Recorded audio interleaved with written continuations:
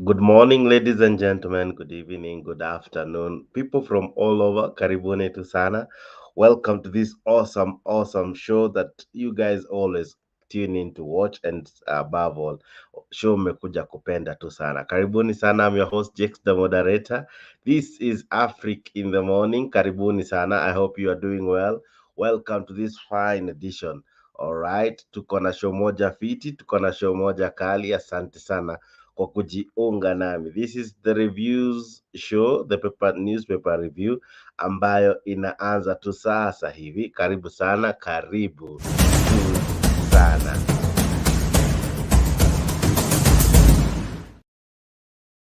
All right. So here in the morning we are looking at the newspapers and news making headlines. Tunayo show moja fiti, show moja kali. Asante kwa kujiunga nami. Hi, good morning. Hope you are well. Natumai nasikika vizuri, mafua kidogo lakini tuko salama kabisa. Tuko ange tayari kuanza show.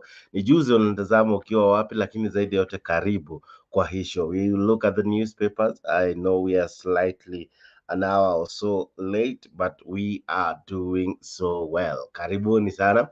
This show now will be consistent. Now we are good. All right. Now we are good every morning. Make sure you tune in with me and with other panelists to discuss the newspapers and, of course, news making headlines. Where sawa sawa. Without further ado, allow me to begin the show. All right. Okay. Namuona sana jamaa. Sorry. Goodia Akondani anasema we can hear you. Jakes, asante sana. Good year. I hope you are well, everyone. I hope you are well. All right. Yesterday, I know you had a good show with one Leo Nyabaya on the evening's edition. Okay. All right. Now, this is another show, another interesting one. There seems to be some war in Mount Kenya spewing up. Kidogo tu. Ni mapema lakini I'm telling you, things now have begun. Watu hatujamaliza hata kufikiria how 2024 will be. Kuna wase washaruka 2027. Kuna watu tayari washaanza kudiscuss prospects za 2027, and there is some trouble in Mount Kenya. There is some trouble in Mount Kenya. I'll be telling you why. I'll be showing you who is in trouble at this hour. All right. Now, it's interesting that in 2024, January 16th, we are discussing of matters August 2027. Interesting. That is the Kenyan lifestyle. It is after one political cycle is over, we begin the next one like immediately. We don't waste time in Kenya. We don't waste time at all. And one man is on the flying pan, and that man is none other than Gachagua. Yeah, Gachagua, the DP. All right. This man is not only having trouble with judiciary because of the statement he made the other day, but equally he's having trouble with some people in Mount Kenya because others felt he would be the one to replace Uhuru Kenyatta, but that seems not to be happening. Why? Because Maina Jenga is on his toes. Maina Jenga is on his heels, really pushing him. And that is not enough. That seems not to be enough. There is now another person being fronted to be his replacement. There's now another kid, the new kid in the block. We have seen MPs going to his constituencies to do what they're terming as mapping, or rather a case study, or what others may say they have gone to see how he has managed his constituencies. We normally see photos flaunted in our social media of how he has done development in his constituency. We have seen how at times the president brings him forward to speak to the crowd. We have seen how many at times he has been called upon to address crowds and with a lot of enthusiasm and a lot of cheers and celebration from the crowd. This man has been received with a lot of celebrations most of the time. This is a man that many have described that could he be the king, or rather the new person being groomed to succeed in as far as Mount Kenyan politics and leadership is concerned. Well, I'll be telling you about who it is just now, but one Gachagua has found himself in a lot of trouble. It has not been easy for him given that at times he has slips of the tongue, because it's not just one time. He has been having incidences that his tongue kind of ran before he ilikimbia before his thoughts were fully polished, and at times he has found himself in funny troubles. But now, because of that, maybe people took time to understand him. People took time to see, as much as he calls and describes himself as a truthful man, is he the man rightfully ready to replace Uhuru Kenyatta? And after some time, I think a year or so, that disquiet now seems to be settling in, and now the noise has begun. The noise hearing is the replacement, the ban to replace Uhuru Kenyatta. Uhuru Kenyatta has refused to give direction on the same. Of course, I'm not sure if really Mount Kenya has a as a kingpin or a spokesperson or a man who gives direction to the mountain. But one thing it's obvious that the region needs someone to advocate its policy, and there's a man being flouted. I want you to listen to this clip even as I begin the show, but I'll also equally be looking at the newspapers, because this is something that slowly but sure is simmering, and I'm sure in the next couple of days, just as I've always told you some stories that will make headlines. This is one of them. That this in the next couple of days, this is a story that many will be looking at. It's about one Dende Nyoro, the Kiharo MP. This man, hey, this is a space you really don't need to blink, because you might miss something. Something you really need to focus to look into this man's life. This man is making serious news. Listen to this first. County, and I think we have a lot of support from our people on the ground, is that Muranga is the origin of each and every Kikuyu is in every other county, even in the diaspora. We have supported Kiambu County twice. That is the first and second Kenyatta. We have supported Nyeri County 2 times. That is late Mwai Kibaki, and now Rigathi Gachagua. So what we are saying is, it is now the right time. We are ripe now to lead the country, and God has given us one that is favored, one that is accepted by the people across the board, across the country, and that is none other than the Honorable Dende Nyoro, now serving as the chairman, Budget and Appropriations Committee at the National Assembly. And we are saying, let the president, because we love the president, but we know that if he comes with the Honorable Rigathi Gachagua in 2027, things might be a little bit difficult for him. But if he comes with Dende Nyoro as a running mate, then I think things are going to be much easier for him, because people identify with Dende Nyoro. And Dende Nyoro is a person that has very good social skills, somebody who knows how to respect leaders, somebody who has a very good working relationship with leaders, and somebody who does not threaten people. Because we need somebody who can be able to make friends across the board, somebody who respects people. We do not want somebody who has been talking about the disrespect that the Honorable Uhuru Kenyatta had. Well, he is actually worse. He thinks that some of us are trash. So we are saying this is not the type of person that you can entrust to lead the nation. And we are saying Dende Nyoro is a guy that will save the president in 2027 and, of course, take over in 2032. But, of course, we are asking for support from our friends from across the country. And that is the position that we have. All right, I'll be playing you much of that sentiments in a while, but wadao, it's now interesting that we are having people describing Gachagua in a different tone, in a very very different tone than the one we are used to. He has been calling himself the truthful man, the man who speaks and shoot from the hip, but where kuna descriptions ziko hapo. I'll be playing them just now. We see if it's true. But with me is none other than Mr. G. Mr. G, are you able to have your camera on? No, I think at the moment, just in a few minutes, nitafungua. There's something Oh, being worked on sasa. all right. Now, asante sana. Now let me ask you, Mr. G. When you look at what is about brewing in Mount Kenya now, do you agree Didi Nyoro is the right person to really come up and be the one to replace Uhuru Kenyatta. And also, if anything, if anyone was to look for a running mate, because I'll be playing you leaders from another region, not just now Mount Kenya, who have endorsed him to be the running mate for Ruto. There's others who are endorsing him to be another running mate for another very strong candidate. What do you make of Didi Nyoro? Okay, thank you Mr. Jex and our fellow colleagues ambao wanatutazama on the comment section. Okay, before I come to thank you Ms. God is Godia. Greetings to you, sir. Mr. Jex, before I come to the question that you have asked, I think I have seen that ODM is live in Vihiga in Western Kenya, and I think there's a lot of some interesting things that are happening. Can we also Yeah, I'll be have going to some? that just now. I Okay, can okay, see thank you. that.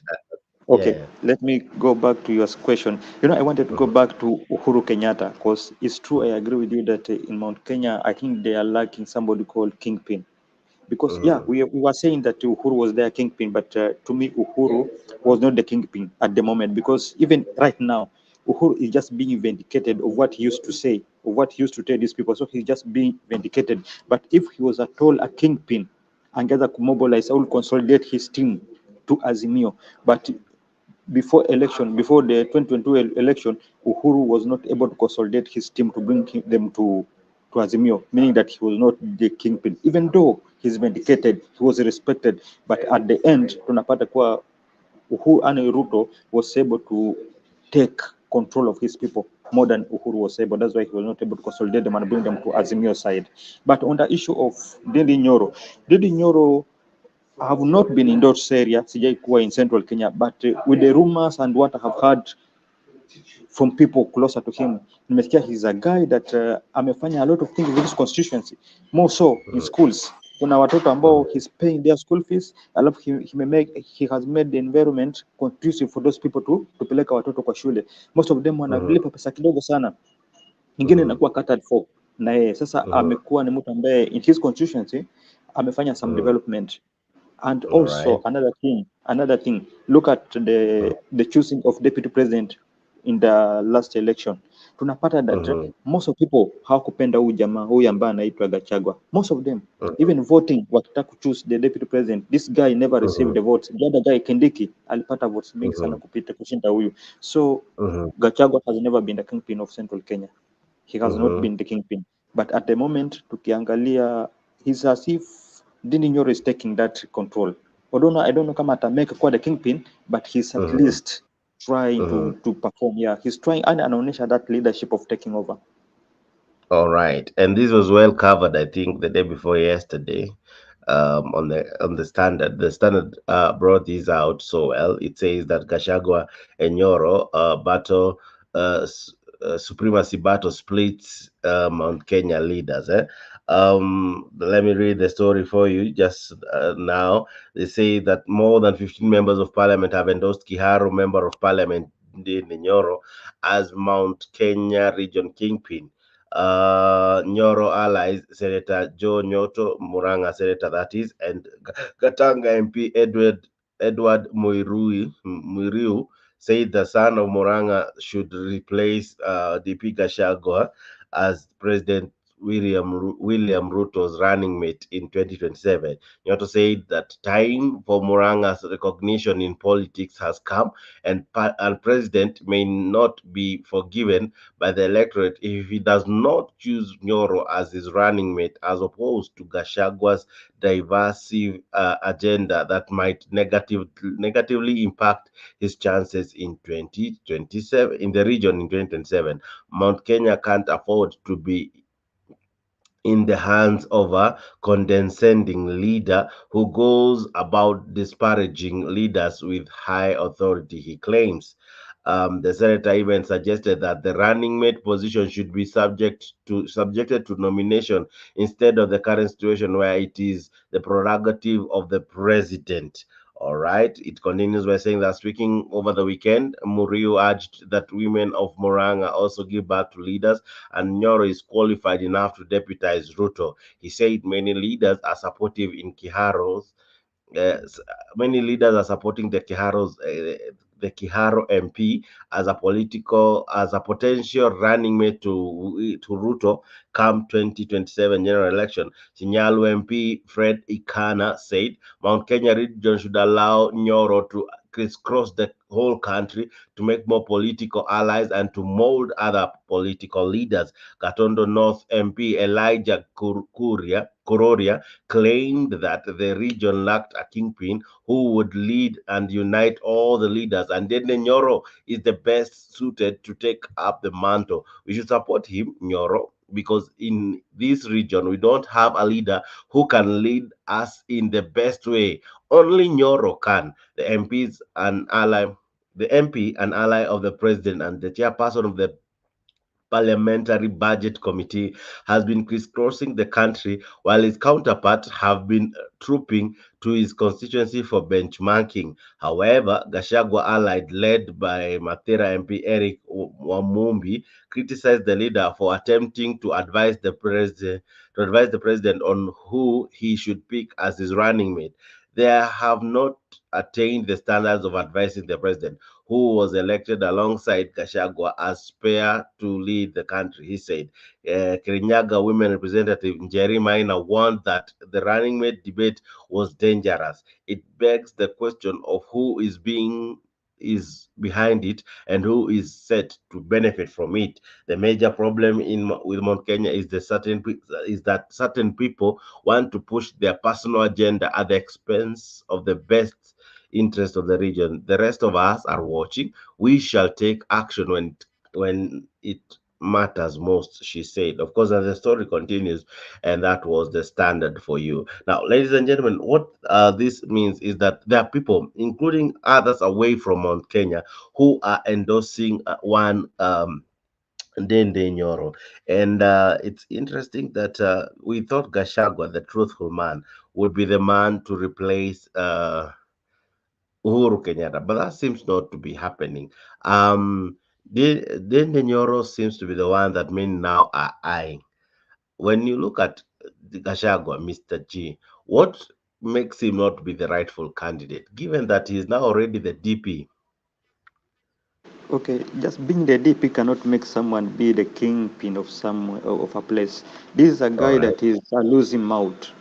Gachagua, Mm-hmm. even though he called himself, or he purported to say that he's a truthful man, but this is Mm-hmm. a man that is a losing mouth. He's a person that and I have not seen him having that leadership skills being exposed through what he always does. This is a guy ambaye amekuwa reckless most of the time, and always akisimama, you'll find that he has nothing to tell people. The only thing he does is just to take on Uhuru and to take on Raila, nothing else. And then Mm-hmm. he complaining about being left, jati walwacha ikiwa vipi, that dilapidated something, dilapidated sijui what and what. Those are Economy. things that he always does. Yeah, when he stand up, there's nothing that he shows as a man who has future or who has something that he's going for. He's a man that like to complain and then fighting Uhuru and Raila and Azimio. So he has Uh, never come out to be somebody who can be a good leader as a kingpin. No. uh, So for him being a deputy president does not mean that he is a good person to be taken as a kingpin. He doesn't have that all qualities. As a king, all right.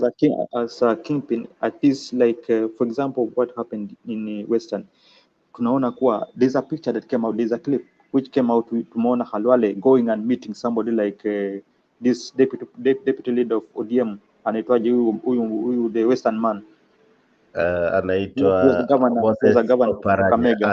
Yeah, that's Oparanya. Oparanya. Yeah, yeah. You look somebody like something like that. That is now the structure whereby you can see some kingship, Wycliffe, sorry. It's called Wycliffe. Wycliffe of Yeah, Oparanya, but it's Wycliffe. called Moses. Yeah, yeah. So All right. unaona mtu kama Halwale, he want to Mhm. stand as a governor in Western, and he's not going to those people ambao hawaeleweki. He's going for somebody who can help him get that seat, Mhm. and that person is Wycliffe Oparanya. So at the moment, it is being proved that Wycliffe Oparanya is becoming now the kingpin of Western Kenya, slowly, pole pole, and he will take it. Mhm. Mhm. All right. So what do you say? What makes you say that Oparanya would take it in Western?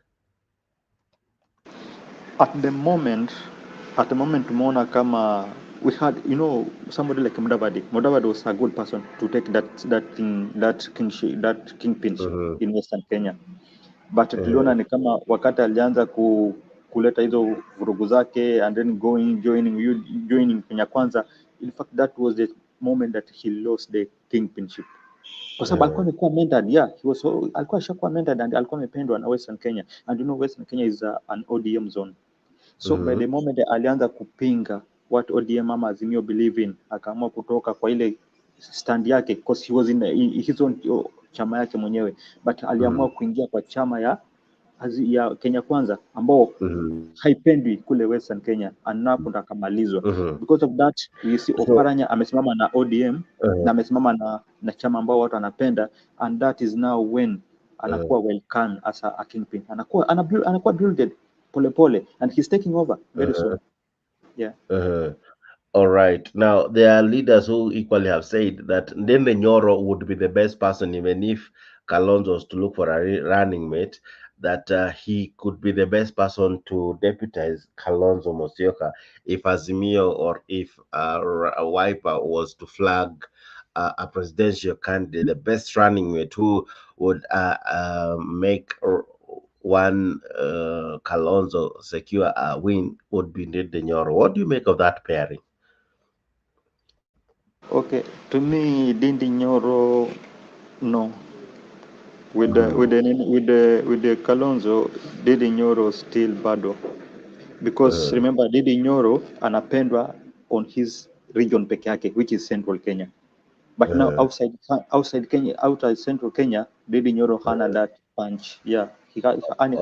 Hajavutia a lot of people, so he need to go to people ambao at least wamevutiwa with the other counties.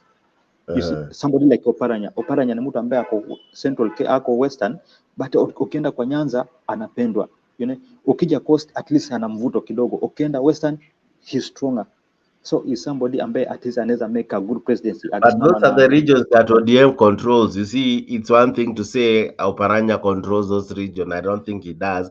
But those are the regions that already ODM or Azimio controls. So for them to win, they need more than the regions that they have strong support. So don't you think having someone who brings a different backyard like Mount Kenya would help?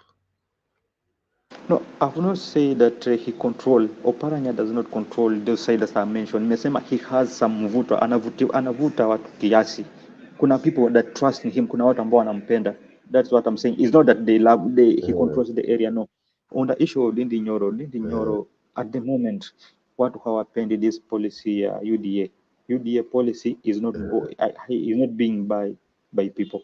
Watu wameichukia. That's why I'm saying Ndindi Nyoro cannot make it with Kalonzo Musyoka, kwa sababu Ndindi Nyoro, first of all, sawa ni mtu wa Central Kenya, and in Central Kenya part of the people wanna believe in him and part of the people they don't believe in him. Alafu another thing, this is a man ambao ako kwa chama ambao imeanza kuwa he's not popular that enough that we expected. Ina lose that popularity every now and then. All right, let's listen into this one. MPs from Mount Kenya region have defended the government over accusations of high taxes, saying it is good for economic growth. Well, led by Kiharu Member of Parliament Ndindi Nyoro, the lawmakers were in Olkalau in Nyandarua County, where they also called for a harmonious working relation between the national government, parliament, and the judiciary. They, however, underscored the need for the judiciary to look at the public good before making their rulings. Wale wako katika judiciary na wauliza kwa heshima, nyinyi mnajua kazi yenu kutuliko, lakini tunawaomba kama people's representatives, kama kesi imekuja mbele yenu, sisi hatuwaambii wale wanafanya mabaya msiwafunge. Sisi tunasema tu ile kesi ambayo inahusisha wa Kenya, na wauliza kwa heshima, we look at the public good. The public good iko katika hiyo kesi. Kama kesi imekuja maneno ya health, ipromote healthcare ya wa Kenya, na uliza kwa heshima, tunaiangalia kijumla. Now, when you listen to Ndindi Nyoro speak, he speaks with some degree of respect. I've played that for a reason. When you listen to how Gachagua addressed the question of the judges and the courts. He landed himself in trouble.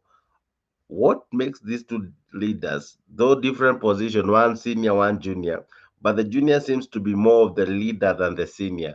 What makes you see that Nyoro is maybe he has a hint of him being crowned soon as a kingpin and all?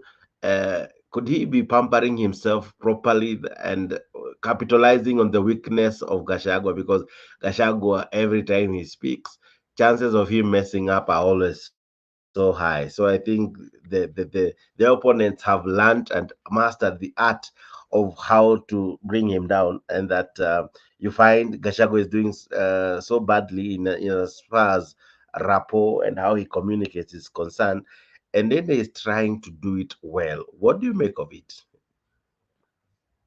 As I just said, comparing to Ndindi Nyoro and Gachagua, Ndindi Nyoro is the best. And on this clip, ambao umecheza, Ndindi Nyoro is somebody that he's preparing himself to take over. Yeah, he's now taking over that charge as a leader. You know, another kuonyesha signs of leader and sign of somebody who is focused for something. I think he knows what he's targeting and he's now working on that thing. That's why you see he's trying to posture as a leader, trying to show signs of somebody who is mature now. Unaona haungive anakuwa anaongea kitambo, nowadays amekuwa na display kidogo, hiyo matusi mingi ya maji. So he's somebody that he's focused on something and he's targeting to get that thing. That's why he's being prepared now to take over. But somebody like Gachagua is somebody I don't think if he believe in advice or anything, he's somebody that like anaenda na anafikiria. And that's why he always end up falling into mistake every time and then. And I love what you're saying, because that will inform what I'll be talking about after this.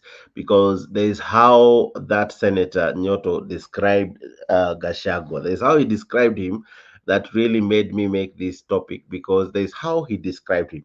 The details, at times listen to the details beyond what has been said. There's the words he used to describe one Gachagua. But let's listen in to an analysis from KTN over the same. Let's continue informing you. Now, a section of Mount Kenya leaders have now urged President William Ruto to drop Deputy President Rigathi Gachagua in the 2027 general polls and instead pick Kiharu Member of Parliament Ndindi Nyoro as his running mate. The MPs, who have also thrown their weight behind Nyoro for the presidency in 2032, say it is only by edging out Gachagua in 2027 that the Kenya Kwanza administration stands a chance to be re-elected for a second and final term.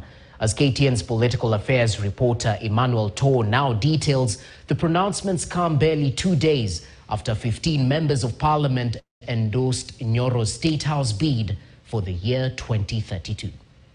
I, Rigathi Gachagua, do swear.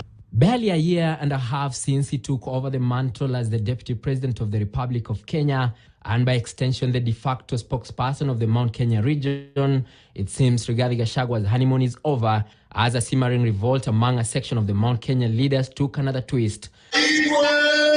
A section of MPs, majority drawn from the Murang'a County, now want President William Ruto to drop Gachagua in favor of youthful Nyoro for the number 2 position in the next general polls. Rigathi Gachagua get an opportunity to serve 1 term as the Deputy President.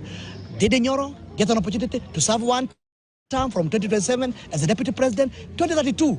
They will decide what they want to do. We do not want somebody who has been talking about the disrespect that the Honorable Uhuru Kenyatta had. Well, he's actually worse. He thinks that some of us are trash. So we are saying this is not the type of person that you can entrust to lead the nation. The Crusaders, who have gradually gained momentum in Mount Kenya region, say the move is the only safeguard for President William Ruto's second term. If he comes with the Honorable Rigathi Gachagua in 2027, things might be a little bit difficult for him. But if he comes with Ndindi Nyoro as a running mate, then I think things are going to be much easier for him because people identify with Ndindi Nyoro. And their push is not only for 2027, as another team of at least 15 MPs drawn from other parts of the country endorsed Nyoro for the country's top job in 2032. Kwa sababu hapa Mount Kenya region hatuna kiongozi ambaye anaweza tuongoza vizuri. Na sasa ule yako saa hii ni Dede. Will as many as of the similar opinion say aye? The fact that the young generations have ambitions, we should not be restricted from pronouncing, because we'll be choking their dreams at the expense of preserving the feelings of others. The situation has now widened the fissures in the Mount Kenya region as some MPs came out to defend Gachagua. Generational change, youth versus wazee, kwanza tuache. Uchaguzi iko 2027, tufanyie wananchi kazi, turudishe William Ruto na Rigathi Gachagua. Hivyo kwa sahi mpaka 2028. Please, maneno ya siasa, maneno ya generation change, sana sana kwa hawa watu wenye wako Kenya kwanza. We have our president, hatupagi kubadilisha. We have a deputy, hatupagi kubadilisha.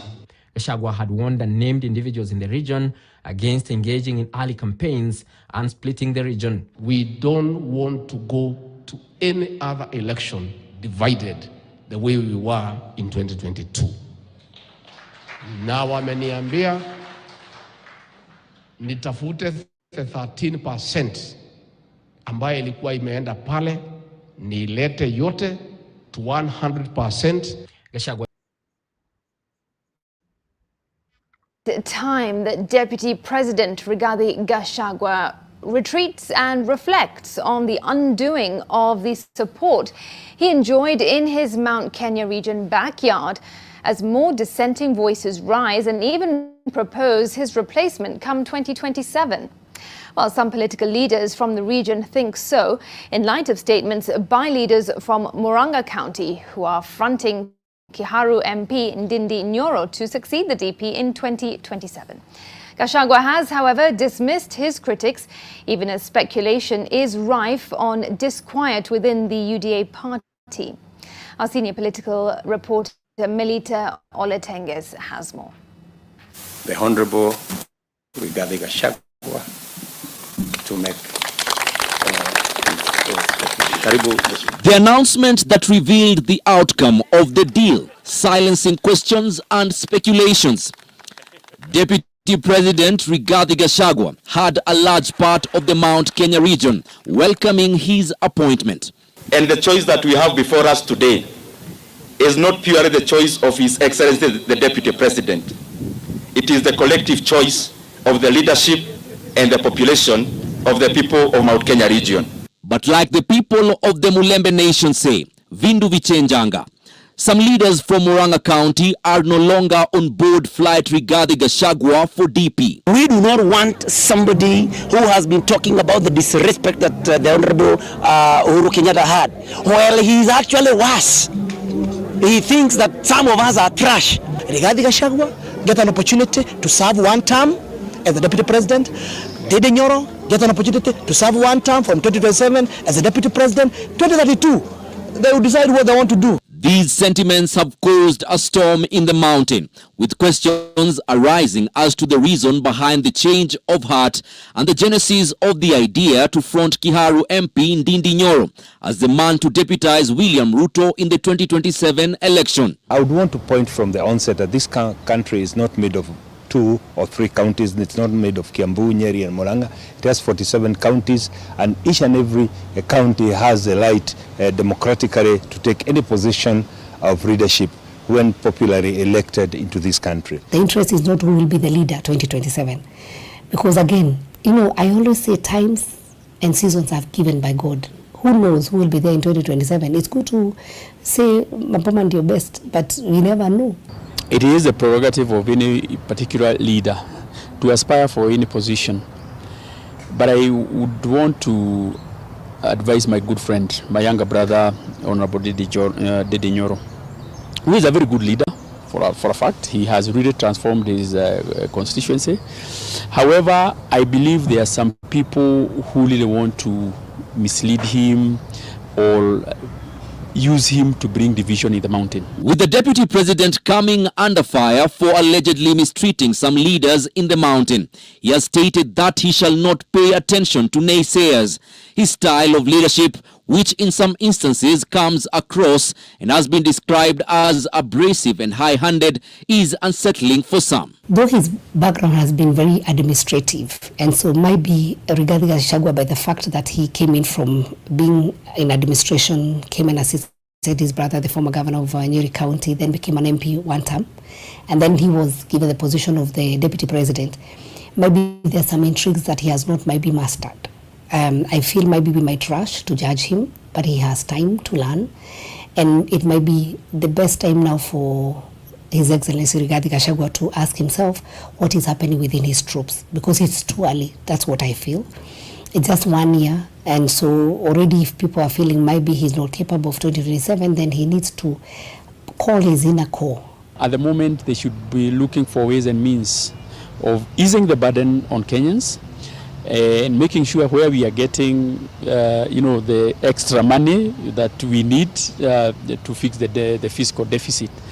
So, to me, and I think majority of Kenyans, that's not a debate that should be in the offing at the moment. The disquiet in the deputy president's backyard now threatens to create a rift between two of the region's political heavyweights.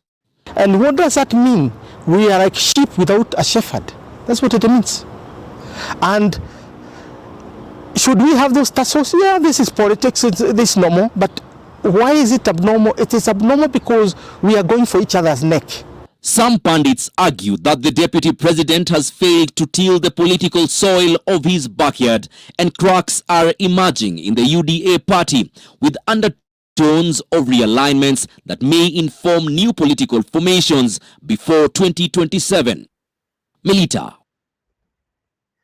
All right, I've tried to go into the heart of the issue because this equally is another story that this one won't go away. This one, the war with the judges will go away, but this one I can guarantee it won't just go away without a very serious solution to it. But when you look at the matter, Mr. G, is it too early to front the name of Ndindi Nyoro? Okay, it's not too early, Mr. Jakes. I think the problem here even is not about Ndindi Nyoro. The problem here is the guilty that are set in, the guilty. You know, these guys, they disrespected Uhuru so much, Kitambo. And they did not give him time to express what he thought and what he believed in. So they disrespected him so much. Alafu kwa sababu ya hiyo, when this Gachagua and Ruto came in, at the moment, Uhuru is being vindicated. And now because of Uhuru is being vindicated, we have seen that Gachagua ameendelea to attack and castigate what Uhuru was. You see, and these people, they are seeing that Uhuru is really vindicated. So they expected Gachagua and Ruto to correct the mess. But these guys are not correcting the mess. In fact, wamechangia the cost of living. So the cost of living imekuwa high. These people from Central Kenya, there are people who are doing business and the business are shutting up. So that guilty dinawasumbua mostly at the moment on what I'm seeing. The guiltness may set in, and Gachagua is not addressing the issue. He's just continuing attacking Uhuru, attacking Raila. They're not working on correcting this mess. They're just attacking and lamenting. So this lamentation and everything has set in that thing called guilty. Now that's why you see wanaona ni kama Gachagua hata wasaidia. They are now going for nini? They're going for this Ndindi Nyoro, because Ndindi Nyoro at the moment amekuwa silent. Ni mtu ambaye he's focused on what he believes is right for those people. That's why anasaidia mashule, anasaidia watu, and because of that watu wanaona kama this guy, I think maybe akiwa pale, kwa sababu hatusi sana Uhuru. Oje, currently hatusi sana Uhuru, so they are saying if this person atakuwa pale, I think ameweza focus on correcting the mess more than what Gachagua is trying to do, because Gachagua haonyeshi if he can correct this mess. All right. Now, when you look at Ndindi Nyoro, we have seen Akina Esther Passaris going to his side to study or what they called mapping and all. We have seen even ODM people supporting him. We have seen Wiper leaders supporting him. What do you make of such endorsements, such people now wanting to associate with him? You know, these guys outside central Kenya associating with this guy with the Deni Nyoro, I think is because of that masses that are behind the Deni Nyoro. You know, in Kenya politics nowadays, many people believe that watu wengi wako Central Kenya. Central Kenya ikiwa imeshikana na wewe, obvious utapita kura. That's why unapata these people like somebody like ni Kalonzo Musyoka ni mtu ambaye amekuwa set, his mind imekuwa set kuwa lazima awe kwa presidential ballot in 2027. All right. So obvious he has to associate himself with the Ndindi Nyoro because he wants those votes from Central Kenya to come on his side. Yeah, so they have seen that at least they need somebody who can support them in that area. All right. And when you look at the whole issue of Ndindi Nyoro coming all on board, and if you remember during the campaigns, the president would always give him a spot to speak. And I think he's one of the MPs who went all over to support, or rather to campaign for the president. So equally, did William Ruto as well prepare him that to be in the public, after all the principal would speak, or even before, Dylan Nyoro always had a spot, and people would receive him with much jubilation. Do you see Ruto's hand as well in it, in also preparing him? Okay, not that much because Ndindi Nyoro amekuwa vocal even just before joining with the Ruto. He's a guy ambaye alikuwa vocal kuanzia kitambo. In fact, Ndindi Nyoro amekuwa created by Uhuru Kenyatta, not even Ruto, by Uhuru Kenyatta, and is a guy ambaye amekuwa akiwa vocal from kitambo. So the issue of Ruto coming in, yeah, amekuja tu kwa sababu because of that lies and those nini hizo ma nini alikuwa anaambia watu atafanya, what do you call it, the promises. Most people believe that he will act. Most people believe that he will deliver.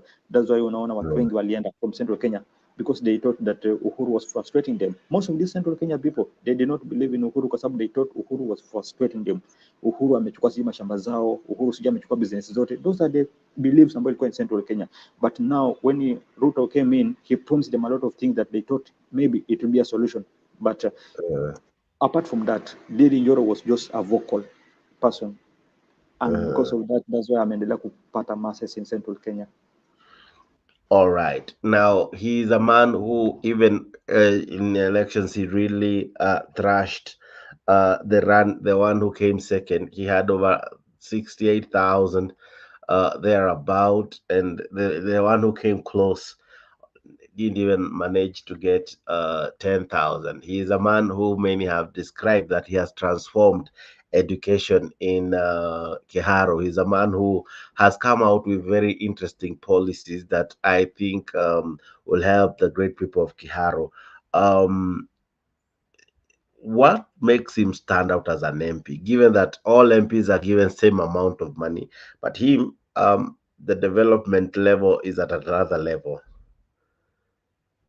No, like Jex, we are always different because with our policies and what we believe in, most of the people they are given the same privileges, but we have people who know how to use the privileges well, and we have others that they don't know how to use it. So comparing Ndindi Nyoro with other MPs, Ndindi Nyoro is a guy ambaye most of the time amekuwa selfless, hajajitakia sana, ametakia watu wake wa karibu.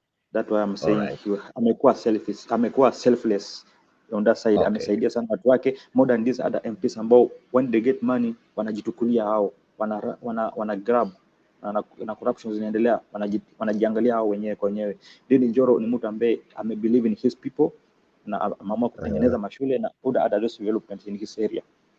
So always we are always different. Yeah, we always, hata tukienda kwa shule moja, always that skills, education and everything tutaipata tofauti. All right. Now, can we look at some of the newspapers? Because now these are different stories. Now, let's begin with Taifa Leo. Tumeongea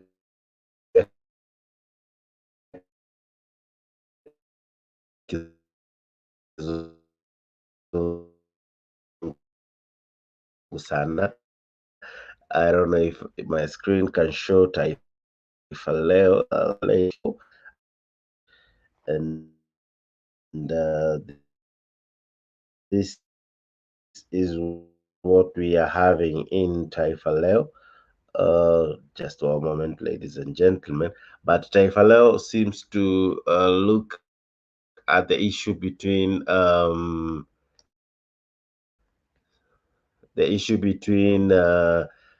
Martha Koome and the president, and they are saying that the president is now that phase where they say mpende msipende, by what Christian by force.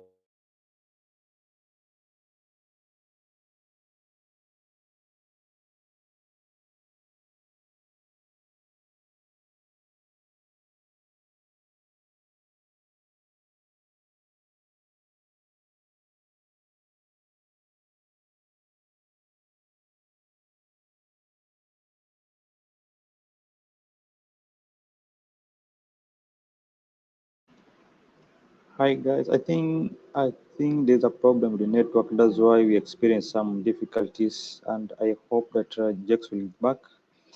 But on the issue of what is, even though because of that network sijamsikiza, so I don't know which question amekuwa akiuliza, because I think the network imekuwa an issue on his side.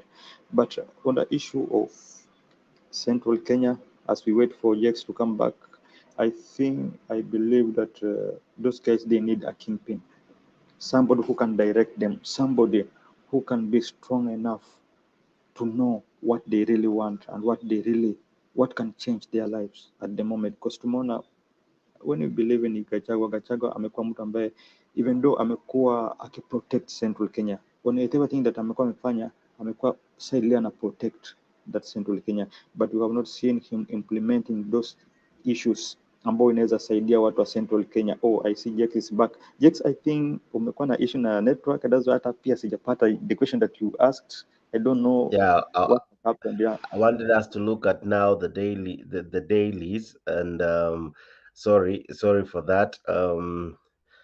I'm telling you, hawa watu wa Kenya Power wanatuonyesha zile story. I don't know why Nakuru has been affected by power for quite some time. I have no idea. Uh, I have no idea, but we will look at that.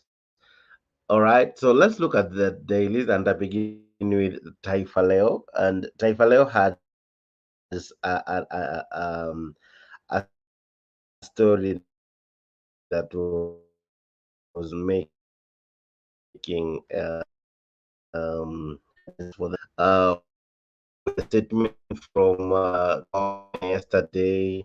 Probably somehow some stories are caught zitaisha. All right, kwa Taifa Leo, this is what they had. They are saying that tuko kwa ile era ya watu kuambiwa. I don't know if are you able to see my screen, Mr. G? Yeah, but it's just blank. It is white. Okay, now I can see it. I can see it now. Mr. G, are you able to see my screen? Yeah, I'm able to see it now. You It can't. is okay. You can't see the. Oh, I can see sorry. it. I can see it. It's sahi iko sawa. You can see it now. Yeah, I can see it now. All right. Sorry, it's because. All right. I'll try to read it along. Wanasema ni, of course, ni challenge ambayo imekuwa. I think we're still experiencing some issues on network, but on that gazette imekuwa ni ya Kiswahili Taifa, inaonyesha ni enzi za lazima kila kitu ifanyike. Okay, I think that try to show us some dictatorship ambayo is being portrayed by this regime, ambao ni Ruto ameonyesha mtu ambaye anakuwa dictator. Hey, Mr. Jakes, I don't know what is really happening but now Nakwambia stima inaflika ikirudi, inaflika ikirudi. Yesterday we were having very long hours of blackout. Now inatutoatoa kwa show. Inaflika, ikizima inazima na wifi and everything else. But I wanted to talk about the dailies, so even as we wrap up, at least we look at the newspapers as well. I hope I'm audible. Yeah, you are audible. Can you hear me, Mr. G? Yes, I can All hear you right, loud and clear. very good.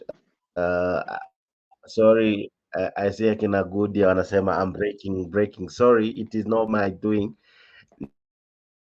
It's horses beyond me. All right, now this is what the newspapers. I don't know if it will happen because each time I do the newspaper, still I don't think the newspapers are so strong to change at all. But anyway, I'll try to read. Okay, sorry. I think let's continue as I get that sorted out, even as I get to see if I can be able to have a way of live streaming despite the challenges. Okay. Now, Mr. G, when you look at the newspapers, inasema tuko zile enzi za tunaambiwa tupende tusipende. Is it okay for the president to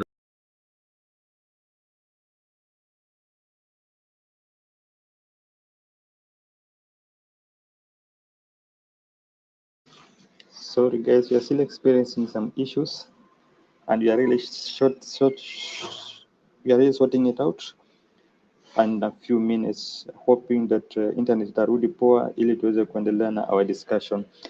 Okay, Jex had shared a gazette. It was a Taifa, and it was talking about the Daily Nation, but the Daily Nation bado haja what imeandikwa kwa hiyo Daily Nation. Yes, Jex, it is nakwambia becoming now hard. inafanya ile kitu but sawa tu.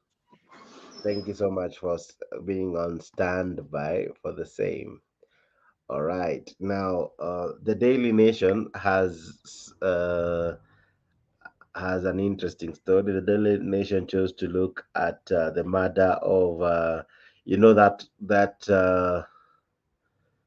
that young man who was assassinated the other day, or rather killed. What do you call him? The man, Mr. Sniper.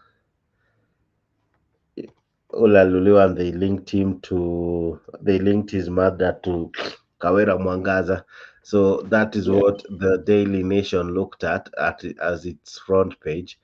They said, just one moment, they said that Kawera Mwangaza husband and sister have been quizzed, or rather wameulizwa maswali. I think that is what is happening, because you remember that last week we said that the house ilikuwa cordoned off by the DCI, who said that they are looking into evidence that may explain, or rather may shed some light on what happened to one sniper. Oh my goodness. Yeah, I heard the story.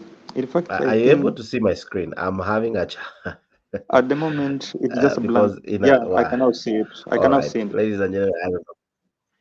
It's just blur.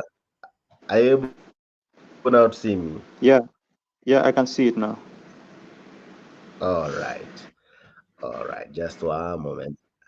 All right. Just now. Um. So, when you look at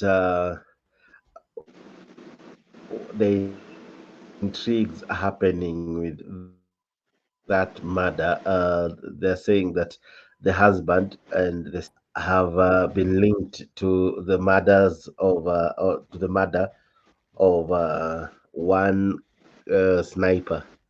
So it is interesting that this now is what is making news headlines this morning. So, ladies and Now gentlemen, now going I through have to this. join through this.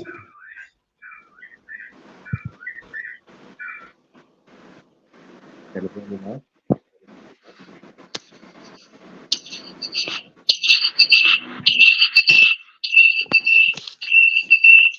There's a lot of echo. Yeah, because now I've tried using a different source. I'm now using my iPhone. Can you see me? Yeah, I can see you. Now I'll read the newspapers, but I'll now be live from the phone. Now, when you look at the murder that we are trying to talk about, this is a situation that will continue for quite some time, because this is a matter that rocked news headlines. It's a matter that many say that and change the focus and the dynamics of Kawera Mwangaza.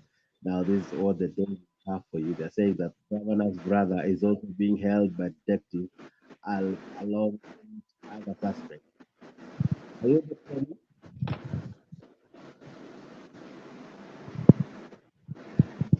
Can you can you hear me? Yeah, I can hear you. No echo, right? There is an echo. There is some echo. All right. What about now? Now you're okay. Oh, fantastic. Now, so they're saying this that the murder of Sniper, they're saying that Mwangaza's husband and sister have been quizzed. They're saying that Meru governor's husband, that is Kawera Mwangaza, and her sister are the latest members of her family to be targeted for questioning over the brutal killing of the blogger Daniel Muthiani, aka Sniper. We have tried to impeach the DP the governor for Meru, but now this is a situation where we want now to link her to murder. I don't want to say she's involved or she's not involved, but what do you make of this killing and the death of Sniper? Now they're looking at the husband who might be a person of interest in this whole situation. Okay, kuna vene his daughter, I think the two sons, Sama, I heard a news that I think there's one or two sons of her, ambao walipelekwa kotini. Sijui kama shapelekwa kotini tayari ama, but I think they were arrested. Yeah, so I'm not It was the really brother for Kawera Mwangaza. yeah. So I'm not sure really what is really happening in those areas, because sijui how the twist is coming out, because unapata mara it is in fact they are involving this issue na Mwangaza because his brother amekuwa involved in this case, but even though wamemu-involve in the outcome of that case bado hatujajua, so we don't know what is the results ya hiyo nini, maybe hiyo arrest ambayo alikuwa arrested, tujaambiwa amesema nini, hatujui the outcome, so hatuwezi sema kuwa maybe alikuwa involved in, maybe inaweza kuwa ni hiyo propaganda ambayo inaendelea kwa hiyo area, hatujui bado. All right. Because this is what the newspaper continues by saying that political activist, that is Sniper, went missing on the 2nd of December before his body was found at Tharakanithi on December the 16th. Mwangaza's husband and sister quizzed over the blogger's murder. 3 members of Meru governor have now recorded a statement, even as she cited political interference.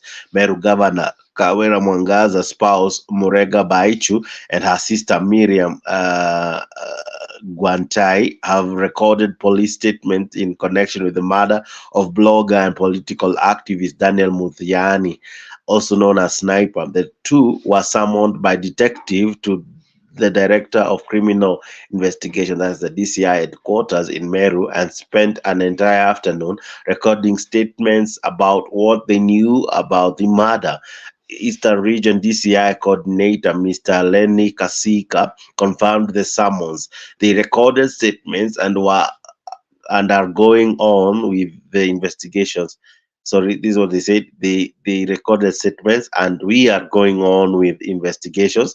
We will confirm to the public as we progress. We will inform the public as we progress, he told the Nation in a phone interview. Sources indicated that Miss Mwangaza accompanied her family members to the DCI county headquarters at around 2 p.m. in the afternoon.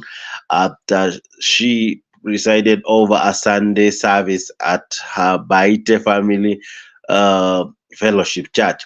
They spent the better part of the Sunday afternoon being interrogated by homicide sleuth led by the director, Mr. Martin Nyabuto, and left the office at around past 7 p.m.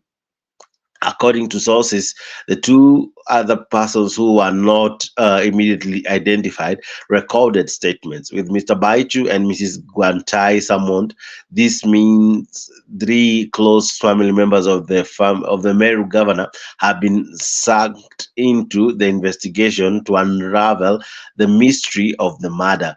Among the suspects being questioned by police is Miss Mwangaza's brother, Murageri Kenneth Guantai, who detectives have appealed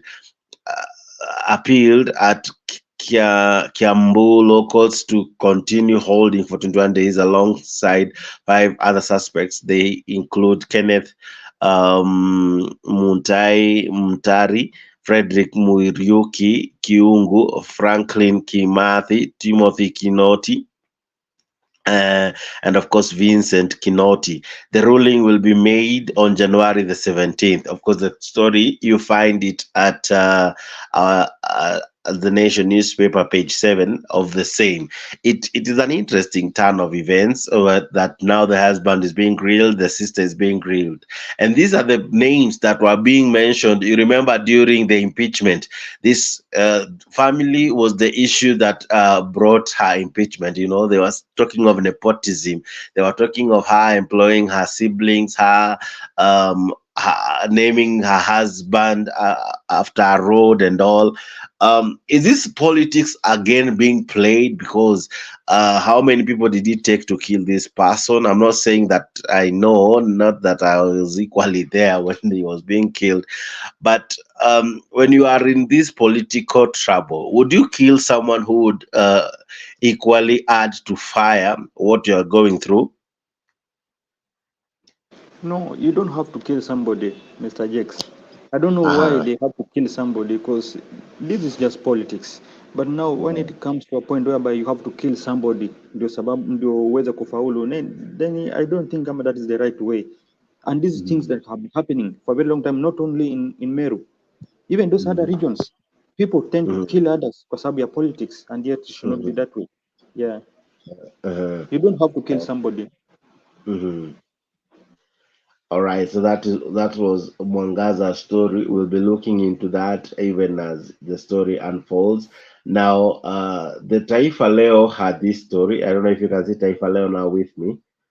Are you able to see? I can see it. I can see it. Fantastic. Now inasema hivi, katika mbiu hii ya uongozi, anachosema rais huwa kama sheria na mpinzani na pingamizi zozote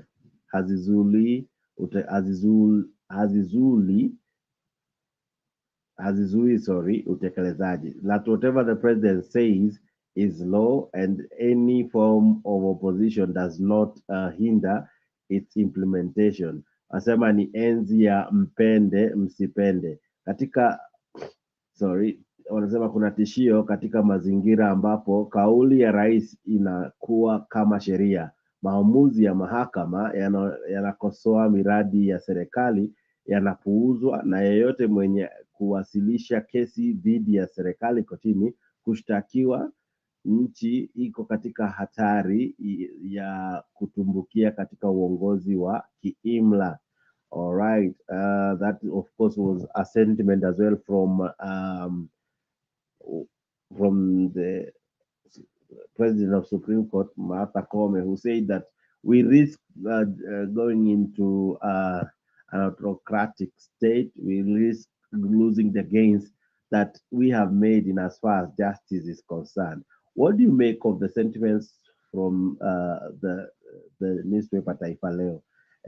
Je, ni katika hii serikali ni ya mpende msipende, ama did they get the heading correct? Exactly, yeah. This is what Ruto is trying to bring it out. Listen to the reason sentiments ambayo amekuwa akileta. This is what he has been speaking out, and in fact he's coming out to be a dictator. Yeah, kwa sababu ameambia judges kuwa hakuna mtu atamtishia, and amekuwa what do you call it, threaten every person that is trying to stand before him. Akisema kuwa hiyo hata, in fact he's talking about suspending the constitution, afanye venye anataka, hataki kusikiza kama leo imesimamisha ama haijasimamisha. So I think this guy, they're just right on that topic. on that headline. All right. Now hapo chini kuko na story ya Selassie. This man is an interesting man. Huyu jamaa alizaba mwingine kofi and after kumzaba kofi anasema ya kwamba anamlaumu shetani kwa sababu anasema shetani ndio alimfanya akawa na hasira ambazo zilimfanya akamgubuka mwenzake kofi. You remember alisema huyo MCA ndio alienda mahali mkono wake ilikuwa ina move, uso yake kakaribia mkono. What do you make of Selassie? Because he equally made the newspaper today. Yeah, he was a young guy with some how do you call it? He had potential, you see, but I think imefika mahali amepata pesa, so he's just a confused man. Sahi amekuwa those guys who are drunk with power. That's why unapata hata kwa barabarani akitembea anataka kufinya kila mtu. I don't know if you saw the clip ambayo alikuwa anakimbia akisema atafinya kuna another driver, sijui what had happened. Anasema nitakufinya. So he's a guy ambaye amekuwa drunk with power and also money pia imembadilisha akili. So he's not that darling of people the way he used to be. Amekuja sasa amekuwa mtu mwingine ambaye ni kisirani tu. Kama that guy slapping the other guy alisema kuwa the guy came closer to him. Ati uso yake ndio ilikaribia mkono. Yeah. And yet I listened to that guy. Sijui kama I don't know if you have the clip of that guy when alikuwa anaongea. Do you have the clip of that guy alikuwa anaongea before because he's the guy who introduced him. Yeah, I think I can get it, but go ahead as I try to get it. Before introducing this guy Selassie, the guy told Selassie that umekuwa ukitusi the governor so much. So today usitusi the governor because we are his sons. Ukitusi the governor utakuwa unatusi sisi. Just come, say your word, alafu uende. That is what the guy said, the MCA said. But I don't know what happened. Selassie anakuja anaongea vizuri and then at the end of the day anamslap without any reason. Alafu baadaye akiwa ana explain why he slapped the guy, anasema kwa the guy was armed with a knife. Hakuna mtu aliona kisu pale, but that is what Selassie said, that the guy was armed and was ready to beat him. But I think Selassie amekuwa confused, and this is because of the money amepata pesa, na hiyo pesa ndio imemconfuse. That's why he's coming out to be an arrogant person. In fact, hata sahi he's not darling of the people the way people were, because watu walimpigia kura sana na watu wakampenda, and he came out to be a standing man ambaye alikuwa na vision ya kusaidia watu wake, but at the moment he's coming out to be an idiot. But this is the man who replaced Washiali. You remember Benjamin Washiali? I remember the guy. Yeah, Benjamin Washiali was replaced by Selassie. So what Mumias East, this is the guy they chose. This is what happened. Pole sana. Lakini rafiki yangu sana. Na mimi nimekuwa hapa, nakumbuka mama alikuwa wakati ilikuwa pale, mama alikuwa wa heshima sana. Na alinikaribisha hapa nyumbani na nilikuwa na furaha sana. Na kwa sababu ya hiyo mimi nimesema, kwa sababu nimekuwa leo na kazi nyingi, nikasema mpaka leo nifike hapa ili ya kwamba tusimame na mama mwenyewe. So mimi nataka niombee Mungu aweze kuweka roho yake mahali pema. Sawa sawa. Asanteni sana. Na leo wakati kana siku gani? Enda kachini sasa. Enda kachini please. Please time. Enda kachini. Enda kachini. And this equally happened just before he was Peter arrested. Selassie was last evening arrested over allegations of assaulting and causing bodily harm to a member of the county assembly in Kakamega County. Selassie was arrested for attacking MCA Peter Walunya in Dimuli at a burial in Mumias. Selassie was released on a 50,000 shilling cash bail pending his arraignment next week.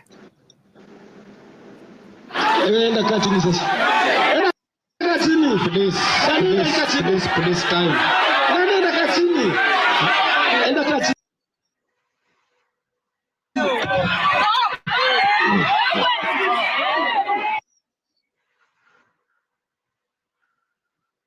All right.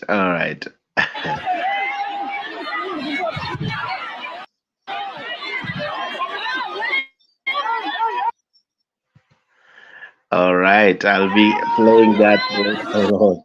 But Mr. G, this is a young man who at one time caused challenges in so many other meetings before. Remember at one time alifanya kawa na vurumai mkutano yenye hata Raila Odinga alikuwa ndani yayo. So he's almost known to be a man causing challenges in various meetings. You remember just like Osoro, how he disturbed Simba Arati.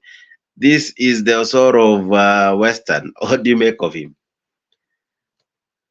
Yeah, okay. Before I comment on it, Mr. Jakes, there is a clip I have shared. I wanted you to play that clip where the guy was introducing him.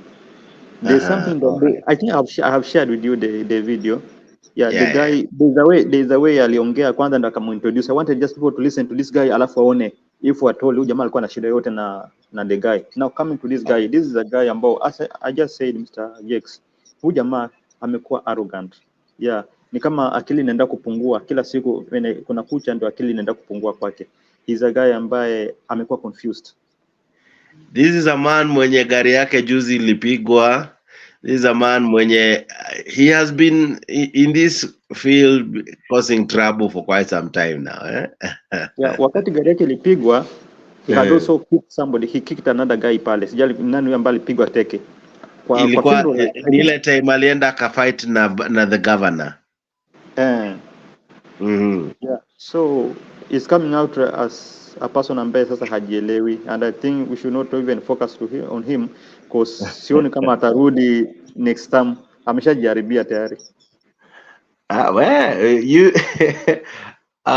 There's something about Kenya politics that is very interesting, that the guy you think will not come back, at times they have a way of coming back, because some people, I don't know how to describe that, but some people find it easy to fall in love with such guys, or rather to vote for such guys, and they fail to support good leadership. So anaweza rudi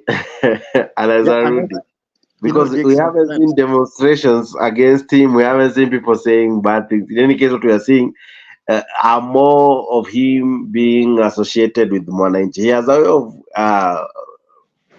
rubbing people well. But anyway, the jury is still out there. Mr. Jakes, there's a group of people ambao hawataki story yake kabisa. Even in that matanga yenyewe, hii ambaye alislap the guy. People are talking against him. I don't know if you have seen the clip. People are really talking against this guy, the MP. Yeah, okay. On the issue of these people coming back, it's not that all of them are being voted in. Some of them wanaiba kura. Yeah, some of them wanaiba kura. Even this issue of Baba and these other guys, Kena Ruto. Ruto aliweza kupenetrate because he knows what he did. It's not that people loved him that much mpaka kashinda that kura. Hakuna. Kuna benali play ndakapata. So these people always wanaingia kwa kutumia njia zao za ukora. It's not that they are being loved by the people. No. It's not that they are being voted in. They're not all of them being voted in. And Selassie is a man who is not shy of controversy. You remember this day, Raila was in this meeting. You remember this one? Yeah.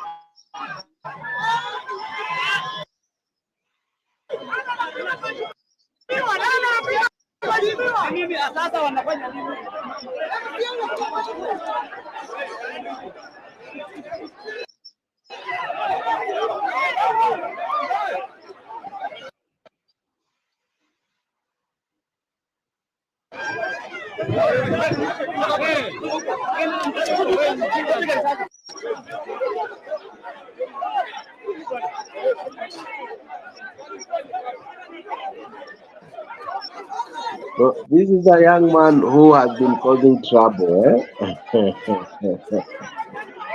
Trouble seems to be following this young man, despite him being a part-time MP for Mumias East, the man who replaced none other than Benjamin Jali.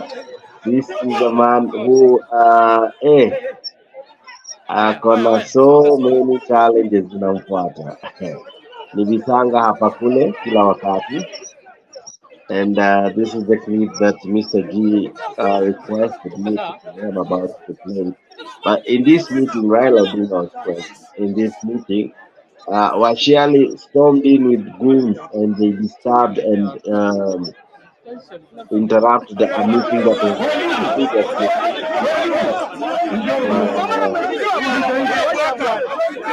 So let's listen to what he had said before Chapwe Coffee. Wesiye ikura mbe ube mbunge na siye na baraza abe governor. Yes. Ekusabanga kuheshima. Na nobzi abwe nao. Embara pakoda banonyekanga abantu bakupera baraza ikura bana. Ni kombre olomalome kumeradi jao shinga isindakabole chanje nde baraza. Shinde nyo kubola kokota, shinde yire umbora kota, handi kusabanga kubola ku baraza ta. Yes.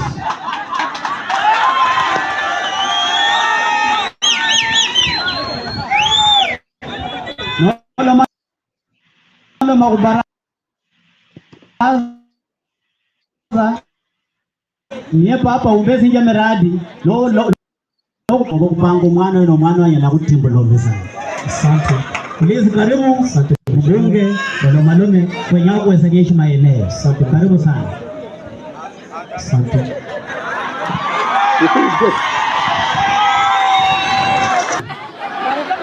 Enda kachini sasa. Enda kachini please. Please time. Enda kachini. Enda kachini. Okay, Jex, can I translate? Can I translate what you're saying? Please do translate because it had another foreign language. Yeah, that is Kibaluya, and he was saying that, and he was welcoming Silasia. Now he told him that ukija kuongea, just talk on your development. Don't talk about alikuwa anasema asimuongelee. Don't talk about anything concerning governor or anything. Just talk about your development and what you're going to do and everything that concerns that battle. But in case he talks about the governor, atakuwa anaguza watoto wa governor, kwa sababu this governor is the one ambaye amekuwa anapatia jamaa those jobs ambao anafanya, the development and the tenders ambao anafanya ni governor anawapatia. So in case aongee vibaya kwa governor, atakuwa anaongea vibaya kwa watoto wake. Now akiongea vibaya kwa watoto wake watadili na yeye. That is what he was saying. So he just told Silasia to come, talk about his development and talk about issue ambayo imemleta pale only. The other issue achane nayo. Now when this man at times he speaks, many term him, kuna siku alikuwa kwa JKL, many termed him as someone who is not serious, a joker, you know, and the best he does is create fights and strives. So when you look at him, he is here. This one meeting, for example, that we saw him fight with here, Raila Odinga was there. There is the governor, Washiali was there. Sorry, Waluke was there, and kidogo fracas zikatokea, and where I think at a meeting hakumalizia, if you remember this one. So is he a man who fights easily? Is this his style of politics? Is that how him and Osoro feel that's the best way to offer leadership?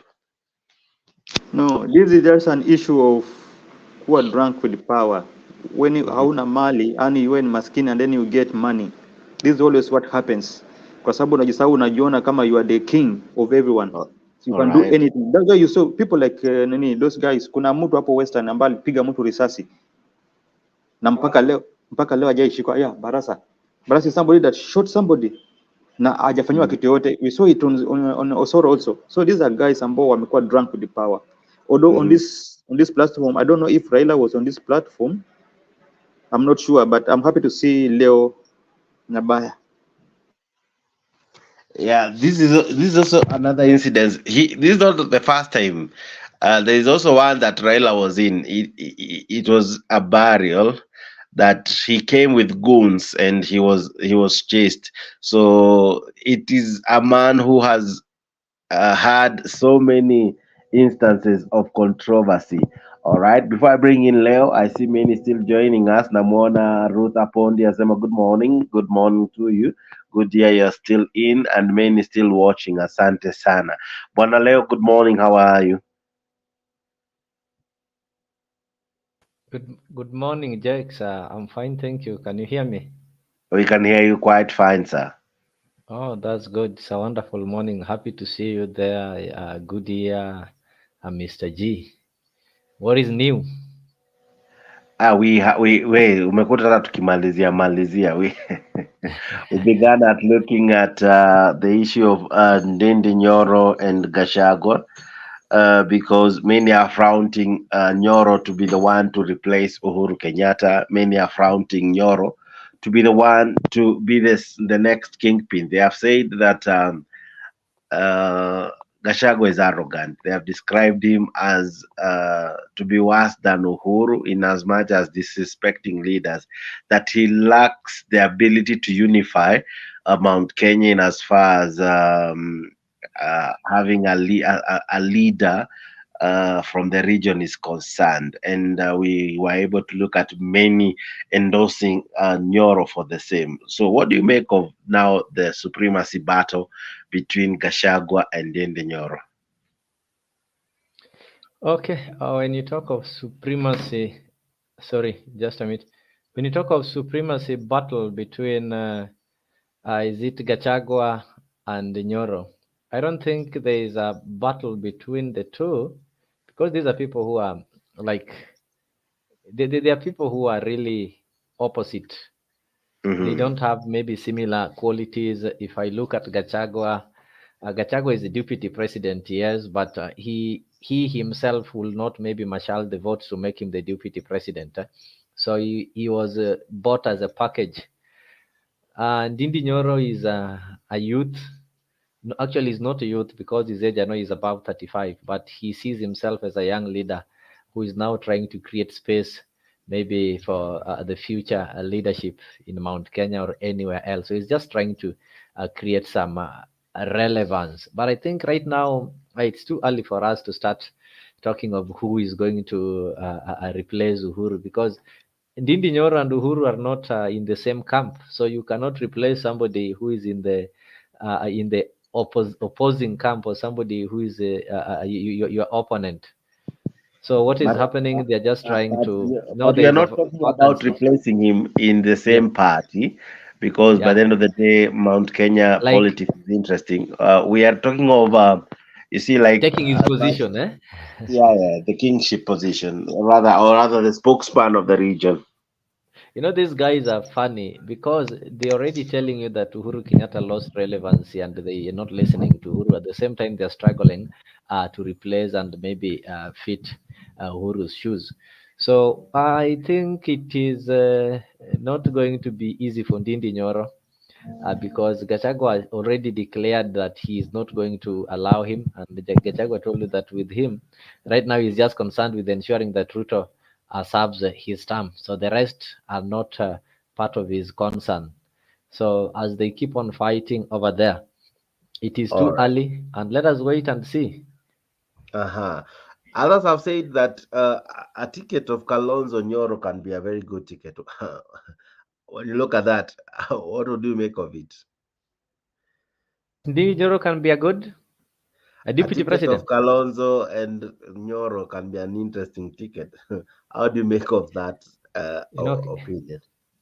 Kenya, Kenya will always surprise you. But if you talk of the ticket of Ndindi Nyoro and Kalonzo, I don't think that can be an interesting ticket, because number one, yeah, Kalonzo is coming with votes. Actually, Kalonzo is having a voting bloc that is behind him. Even in 2027, if Kalonzo decides to say that Jack Stosha, his Kamba vote will still have to follow him.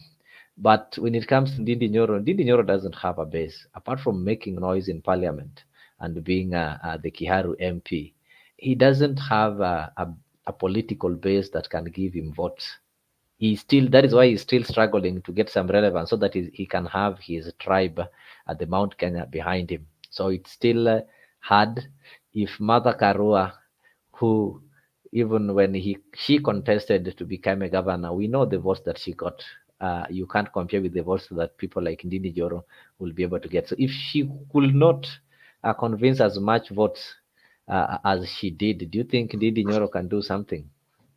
But Mr. Leo, yes, can I rebut kidogo?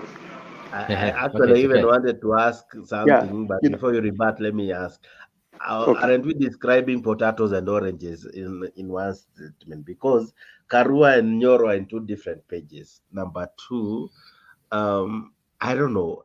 From where I sit, I think you're looking at Nyoro from a very shallow kind of approach without looking at him holistically. This is a man now that is having. I wish you were here when we began and you saw the many clips you were able to show of how many people are coming out to endorse him, how many leaders are coming out to support him, even those in Azimio, not just in Kenya Kwanza. And he is a man who now is going to many places. We saw him in Western doing a fundraiser. We saw him in the Rift Valley. We have been seeing him going around at the coast doing fundraisers. You know, dismissing him right now, I think, won't be wise. Why? Because that's how leaders come slowly too, without being noticed, and then before you realize it, he becomes a very serious contender. This is a man that William Ruto made sure he never missed any of his rallies that he had during campaigns. This is a man who was, and I think that's why at times inakuanga challenging when an Azimio supporter who maybe never paid close attention to UDA's campaign might miss out on these sentiments we are airing, because probably you didn't see all this. But this is a guy who has been Jax, fronted so many even times. before you go straight, even before Yeah, you continue, let me tell you, hamburger is really popular in urban and is really expensive and sweet. But if I take it to some villages in Kakamega or Huisero, they will choose to take ugali over hamburger. So the Ndindi Nyoro you are talking of, there's something we call a national image. There's if you go to your village today and ask even the kids, do you know Ndindi? You put Ndindi Nyoro there, and you put let me give you an example. You put somebody like Babo, not that I'm maybe watching for him. They'll tell you they've heard of Babo, they'll mention some words or some things that can be associated with Babo, whether negative or positive. But this Ndindi Nyoro, I'm telling you, few people will remember. Is there anything that you can remember Ndindi saying outside central Kenya, or any quote that you can maybe relate to Ndindi Nyoro if it is not said in Kikuyu? Apart from those people who are in social media who know we are African, Africa is our business. Is anything, if somebody brings you even the Sura and Ndindi Nyoro. So Ndindi Nyoro is good in central and whatever, but he doesn't have that national appeal. We just have to speak the truth. If you put Sabina Chege and Ndindi Nyoro, Sabina Chege is a household name. So he still have a lot to do. I have people even in the Luo politicians, there's some politicians that are really good in the village there. Baba Wino calls them village salads. But when you take them outside their village, nobody. You know Baba Wino because you get to internet, you get to listen to the meetings they attend. If you go to the vernacular radio stations, the only stations that will tell you news about Ndindi Nyoro are the ones that are listened to in central Kenya. Those radio stations that you see in my village will not. So I'm saying this: Ndindi Nyoro, he's energetic, he's aggressive, but he needs to first of all start by doing some national politics and get out of the Kikuyu politics. It is easy for you to vote somebody like Sakaja or somebody like Sifuna because they have some national appeal.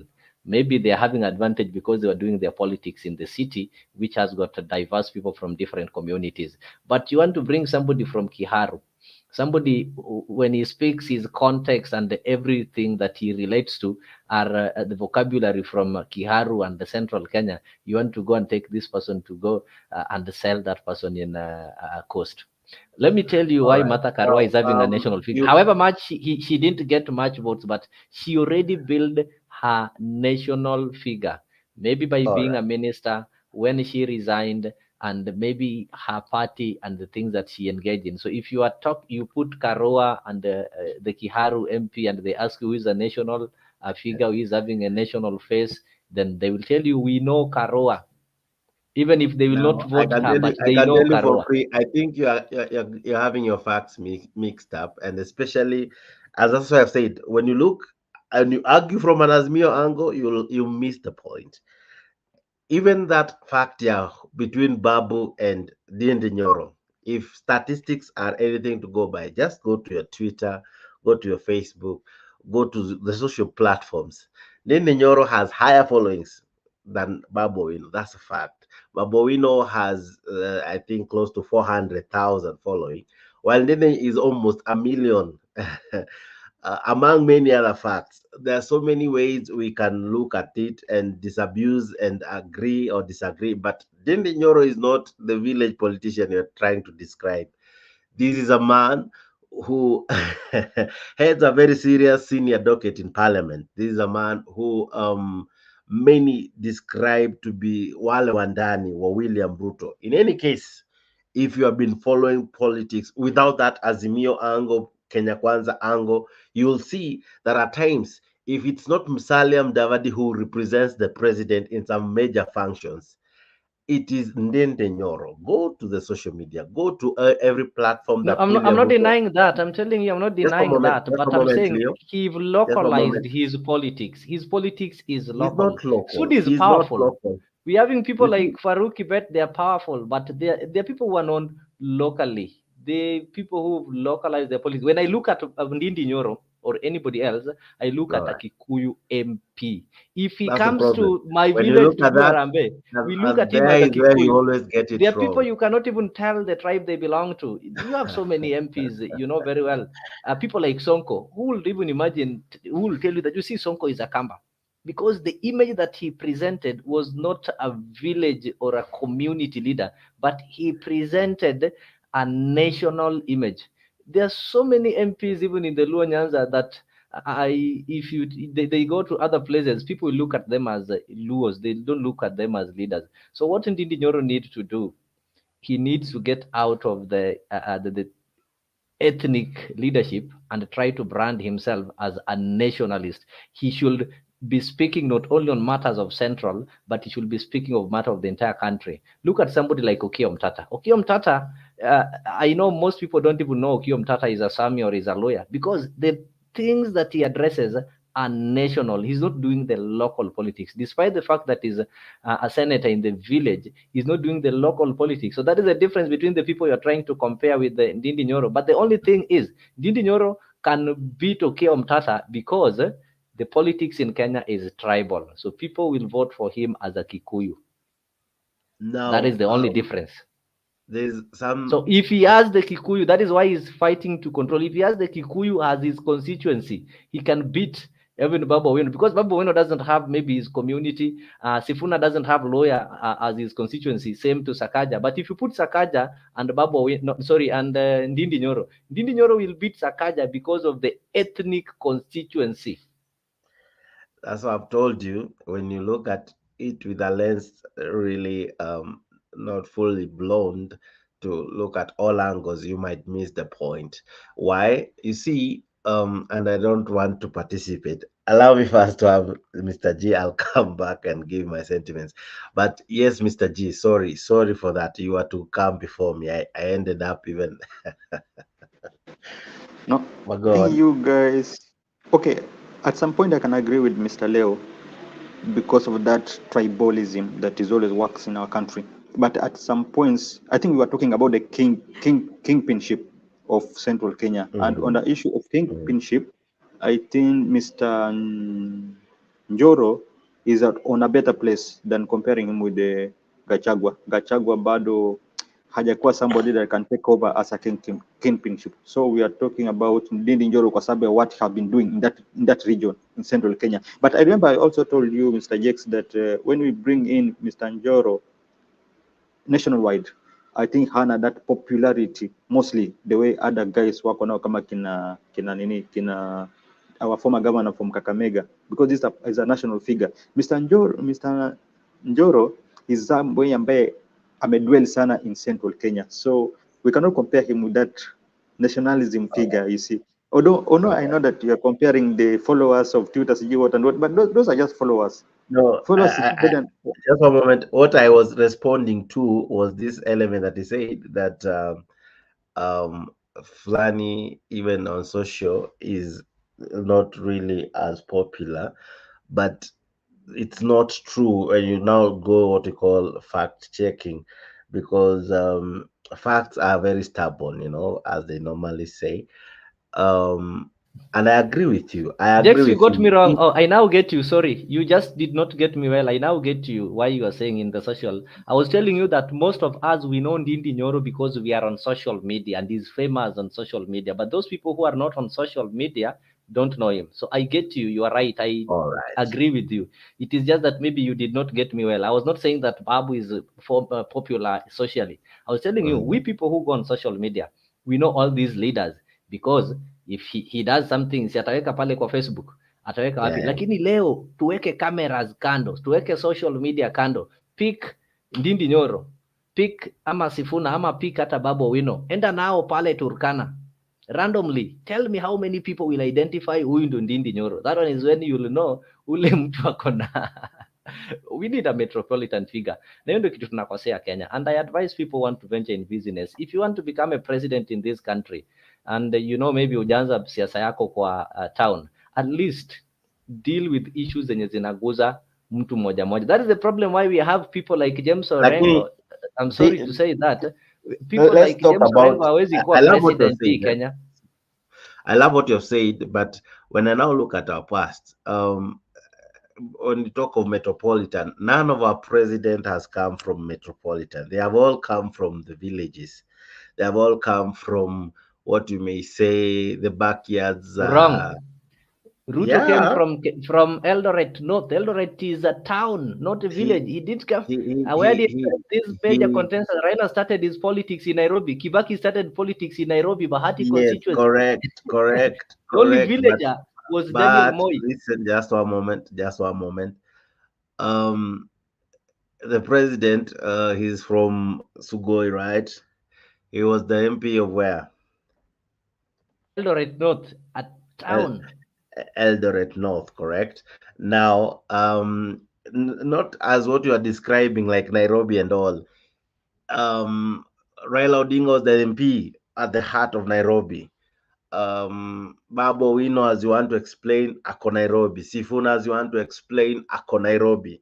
That doesn't define how far you go in as far as kuingia sasa mashinani. Those are two different ball games altogether, because Sifuna tried mashinani, huko aliona kivumbi. Mjini aliwika kiasi, but alionyesha kivumbi mara ya kwanza na Sakaja. This time round maybe hakukuwa na serious opponent. When it comes to Babu Owino, the dynamics is equally different. He hasn't yet to even really inherit from ODM itself, what hata could inherit Nairobi, because one time he wants to lead the party, that didn't happen. You remember the walkout between him and Ledama. He's a leader who is yet to really say he has the backing of ODM and even Raila Odinga in as far as being governor for Nairobi, for example. So, because we saw Raila Odinga the other day endorsing this man from Westlands, the brother to the Speaker of the National Assembly.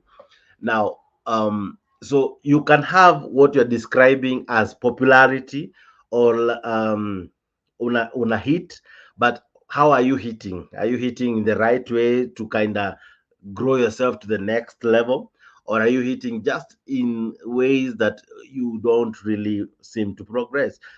I don't think Babu Owino will be the governor of Nairobi. From where I sit, I don't think so. And probably he might not even go for it. Probably.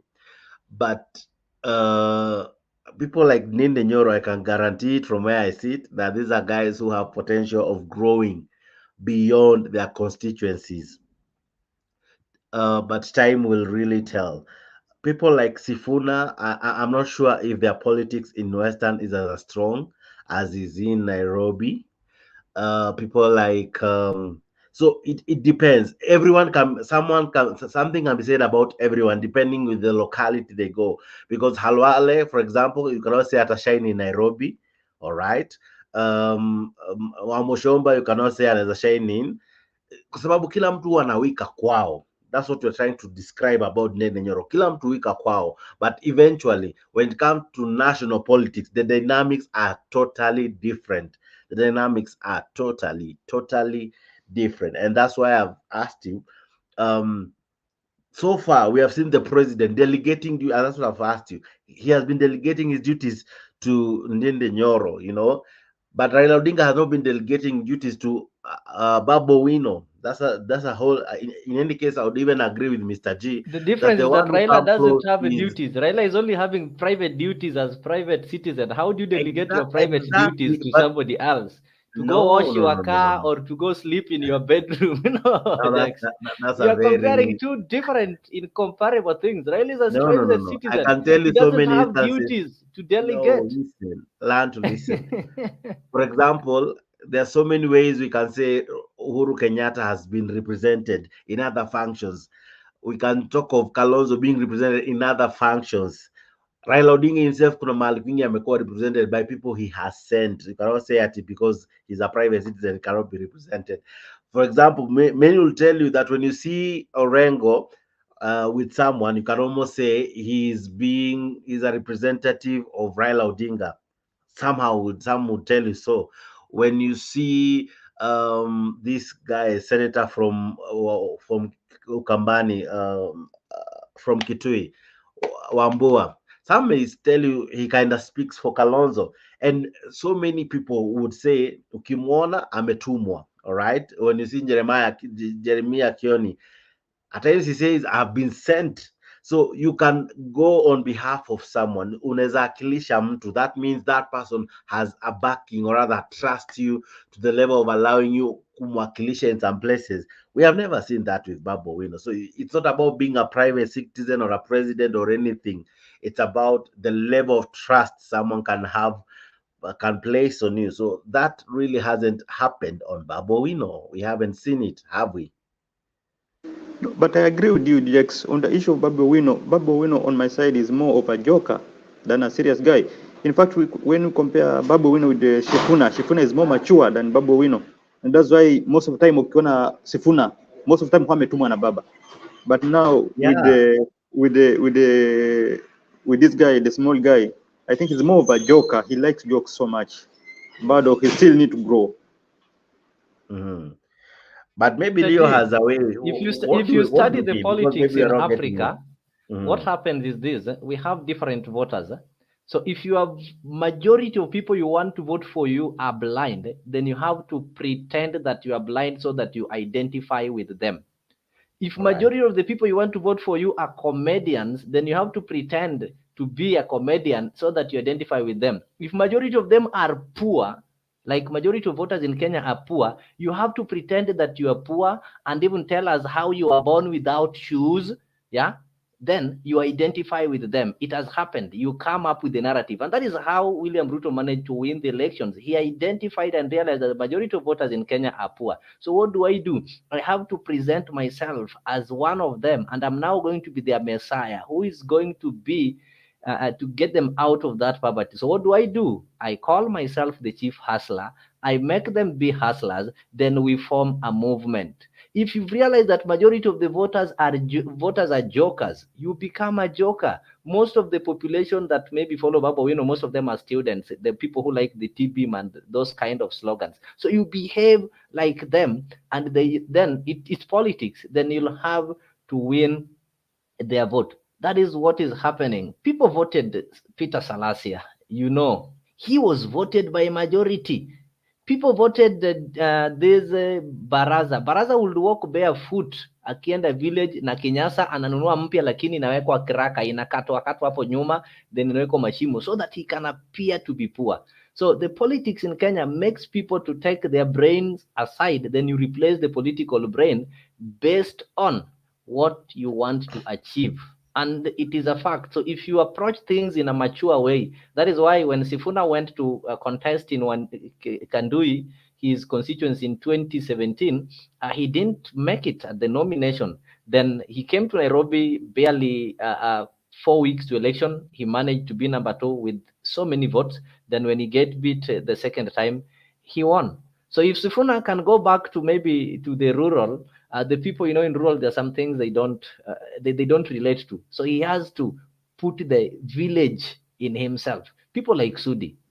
For Sudi to be elected, you know, majority of his voters ni wale wenye wako kwa stage nini. So you have to behave like them.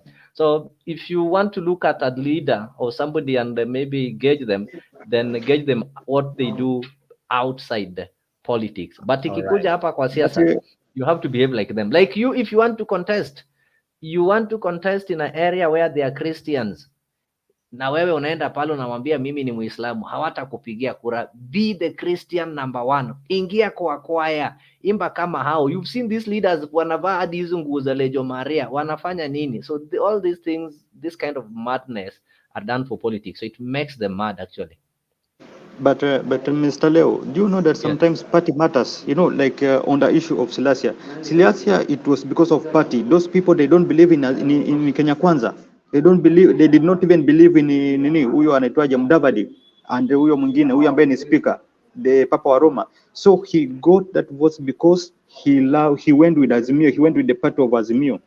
You see, look at this girl, the small girl from, was it in Rift Valley? This young girl ambaye alikuwa hata hana kitu yote, alikuwa na kampeni kwa baskeli na boyfriend wake, and then wakati alipata akaruka boyfriend wake. The girl sijana anaitwa nani, nimesahau jina lake. That girl Toto got in because of UDA. You see, so sometimes Toto got in because they publicized how the first time a poor who is going to be the youngest. So watu wengi walikuwa wanampigia, hey, but tuone the youngest. So such kind of madness. But anyway, it is Kenya. It surprises you. All right. Now, just one moment so that Leo next time ajue exactly where Ruto comes from. Ruto comes from Tarbo constituency, which was now former Eldoret, what he called it, what, Eldoret North.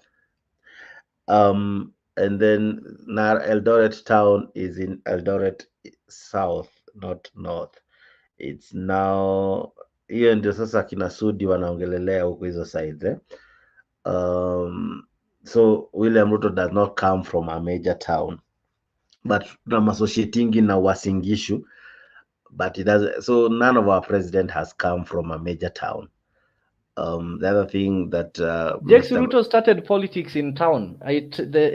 When he was a student at the University of Nairobi, he was made the Secretary General of Young Kenyans, the Young Kanu, the YK92. So he got that national appeal. Hata kwenda contest in the village. Look at most of these politicians. Most of them wanasikia alikuwa student leader, they got the national appeal. How did Babu become an MP? Angekuwa student leader in University of Nairobi, make. Look at people like Simba Arati. So this is somebody who did not start as a village salad. Ruto did not start as a village salad. He went to his village when already people knew Ruto. Imagine, do you know who a Secretary General is? Appointed by the president. Bought his Mercedes Benz when he was in second year, and you want to compare that person na ule mtu bado alikuwa anachoma makaa kwa kijiji alafu ndiye akakuja akakuwa mbunge. All right. Wow, guys, tunafaa tumalizie show sasa. We have done 2 hours. We're supposed to do 1.5. But yes. Before we conclude, can we go back to Busia bana? We need to talk about something small, the politics of Busia. Hiyo nani alidiscuss jana, but wacha atuongoze. What happened in Busia bwana leo? Why did people disturb Paul Otuoma akiongea manze? Huyu jamaa anataka kufanya kazi ama nini? No. The politics in Busia, Mr. G comes from Busia. I don't know why he doesn't understand. In Busia, even if you want to win, I can tell you, when the campaigns have started maybe after nomination, I can tell you this person is going to win the gubernatorial seat. And there is a reason why even Otuoma had to come back to ODM. Ojamong took 10 years. You know, in Busia, we are having the lawyers, we are having the Teso, and we are having the Luos. The Manyalas and the Samias are partly Luos and lawyers, so we can always place them. You can either call them Luos or lawyers.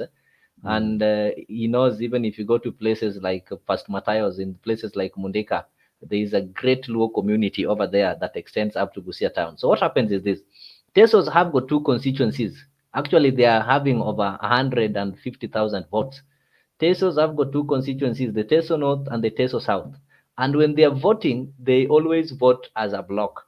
And they are the most delicate because they easily vote with their, no, they're related to Kalenjins, yeah? So they can easily vote for Jubilee by that time or for UDA by this time. So it happened when Otuoma wanted to be a governor in 2017, contesting against Ojamong, and that is the tool that Ojamong used. Ojamong knew once he has got Teso North and Teso South, then he convinces ODM and gets the ODM ticket, he will ride on because he's having Teso North and Teso South.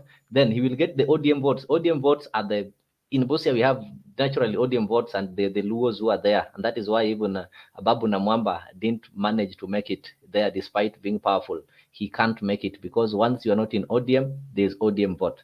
So now when Otuoma managed to come back, I think now Jamong was not defending the seat. The Tesos actually, they voted for him. And even they did not vote for him as much as they were voting for their own Ojamong. And even Otuoma reminded them that mulinipigia kura mingi, lakini mulipatia baba kura mingi zaidi. So the amount of votes that were given to Raila were more than the ones they gave to Otuoma. So now I think Otuoma, when he went there, he is now taking care of people from his backyard. Let us call them the lawyers. There's so many sub-tribes over there. So the people in Teso are feeling like, huyu jamaa ametuacha. You know, one of their own was in power. And if one of your own is in power, akitengeneza barabara ya kwenda kwake, you will benefit. So they are feeling like zile mfereji Otuoma alikuwa amefungua huko, nani, Ojamong, sasa Otuoma afungui. So that is the case that is going there. So they are really opposing Otuoma, and these things are just tribal based and such kind of politics. That is what is happening in Busia, actually. And now that even the senator, you know, this other side, the lawyers took the senator and the governor. So things are tough over there. Things are tough over there. But Mr. Leo, go and talk to these guys. No, but Mr. Leo, I agree with what you're saying. But now on the issue of Teso and the issue of this the Otuoma, because we see that when the first rally, I think ilianzia Malaba, and in Malaba the guy was heckled. This guy. So you know Malaba ni kwa nani? Who resides in Malaba? Si Malaba ni Teso land. Yeah, it's Teso land. But now coming to Busia town, whereby everything now happened. Erupted. I wanted us to talk about that situation because for me, I thought that it is because of the policy ambao nana kwa natumia Otuoma was using. This is a guy ambao he was elected on UDA on ODM ticket, but after just being elected, he decided to join Ruto on his policies. Na amekuwa act on the Ruto's policies. That's why we see amekuwa kibomoa vibanda za mama mboga in Busia. That one now is a tool that is now being used today. If Gladys Wanga, maybe some people feel that Gladys Wanga is not doing what they expect her to do, they'll now take advantage of the relationship between Gladys Wanga and the national government and start fighting her. Kwamba wewe ni moli. It is a fact. Gladys Wanga is working close with the national government. There's so many national government projects over there. So now these people from Teso, the war that is there is between the Teso and the Manyalas. It is a lawyer Teso issue. So now they've gotten some scapegoats. They are now using the issue that Ojamong is close to work with Ruto so that they can be able to pin him down. You get it? They can be able to pin him down. And if he's not careful, this one is going to work against him. And if there is somebody who is wise from Teso, can think of contesting in 2032. Is it 2032 or 2027? Then this one will work against Ojamong. You know, what I'm trying to say, Mr. Jakes and Mr. Leo, is that on this issue, to me, on my side, I think it is the same Otuoma who created the disturbance in Busia, because after being heckled in Malaba and the Teso land, I think he wanted to remove that, what you call it, he wanted to remove that shame ambayo inge happen kwa Yeah, his it homeland, happens. because that It is is not the only, it is townland. not only Otuoma. This is what all these governors are doing. Go to Migori. Ochila Yako is having his group whereby ukipinga governor, they'll deal with you. Orengo is also having his troop whereby ukipinga governor, and actually in Orengo's troop nila declare ukiwa mtu wa UDA ama associated to UDA, hakuna mkutano unafaa kuhudhuria na kuzungumza. The only place that we are not seeing this kind of things is, and that's why I normally respect Professor Anyang' Nyong'o. He doesn't engage in such kind of politics. So it is a counter. Yeah? When they attack us, we also counter them. So Tuoma also had to plan, okay, tumeenda pale Malaba, mmenionyesha ndio base, sasa tukuje Busia. Sasa papa, mimi pia niko nyumbani. And it is really ugly. You know, in Busia it was worse because it is his homeland. Na pale watu walikata mpaka hata angeza ku address that meeting. Okay, why I'm saying that it is him who organized the mess. Kumbuka wakati nani alikuwa anaenda pale Oparanya, alikuwa anaenda na his team. He is the one who planted the goons and used the police kwanza kupiga kina Oparanya. So at this case whereby it was his hometown, I think he tried to bring in the goons, but watu walikuwa hamtaki because of what he has done to them. Remember when I talked about destroying those vibanda za Mama Mboga? That is the reason why these people hate him so much, because this Otuoma now, and I believe in that Shakahola theory, which is being used by Ruto. The Shakahola theory, whereby he's telling people that you have to destroy this thing, you have to suffer at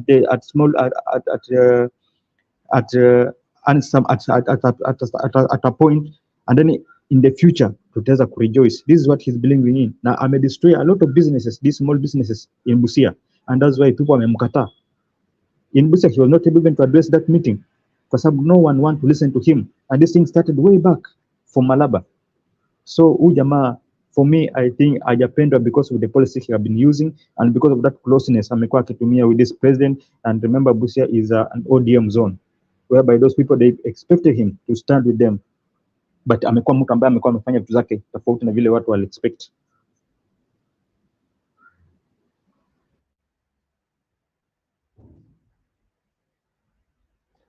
All right, fantastic. Now, ladies and gentlemen, thank you so much. Asante sana. This has been the morning show.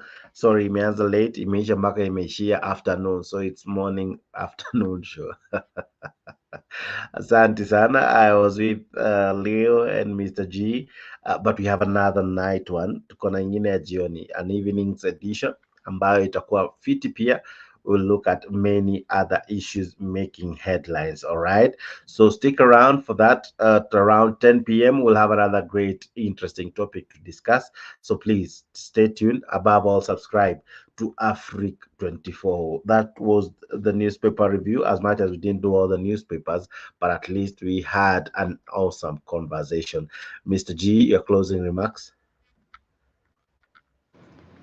Yeah, I think this is the moment whereby we need to look at the people that we choose. Unajua, at the moment we go with the how do we call it, with parties.